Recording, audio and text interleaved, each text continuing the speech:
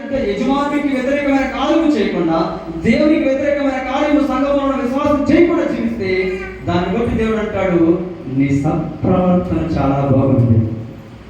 దాన్ని బట్టి ఆమె కటాక్షాన్ని పొందుకుంది, కృపను పొందుకుంది, సమృద్ధి అయిన సమిష్టిని పొందుకుంది.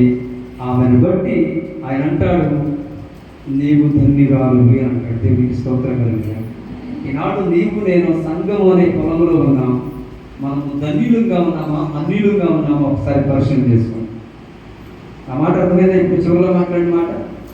ఇప్పుడు ధన్యులమా అన్యులమా మనం అర్థమవుతుంది. ఈ సంఘము అనే పొలంలో ఉన్నప్పుడు ఈ పొలంలో ఏ పనుంటే నీకు తెలుసు. వాటన్నిటిని తప్పకుండా క్రమంగా సమయానికి సమయోచితంగా చేసినప్పుడే ఆ పొలంలో పంట మనము వాటిలో పరచబడాలి. అర్థమైంది? ఈ సంఘ విశ్వాసుల జీవితాన్ని బట్టి ఎక్కడికి మనం చేర్చబడాలి. ఈ పంట ఎక్కడికి వెళ్ళింది? బోయాజు యొక్క కోటలోనికి వెళ్ళింది. తన యొక్క ఏమంటారు, సత్రాలు అంటారా, ధనాన్ని సమకూర్చేది ఏమంటారు? మీరేమంటారు? అంతకుముందు గుమ్ములు ఉండేవి.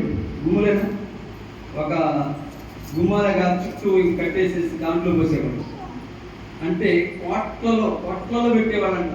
అప్పుడు ఆ ధాన్యం ఇక్కడ పరలోకంలోనికి మనం వెళ్ళాలంటే ఈ ధాన్యము ఎక్కడ పరీక్షింపబడాలి?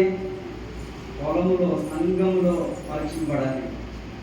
సంఘంలో పరీక్షింపబడితే తప్ప నుంచి మనం అక్కడికి వెళ్ళలేము. అందుకని 2వ అధ్యాయం తెలియజేస్తుందంటే దేవుని సంఘమును తెలియజేస్తుంది. అది పొలము. ఆ పొలములో మనకు ఒక బాధ్యత ఉంది.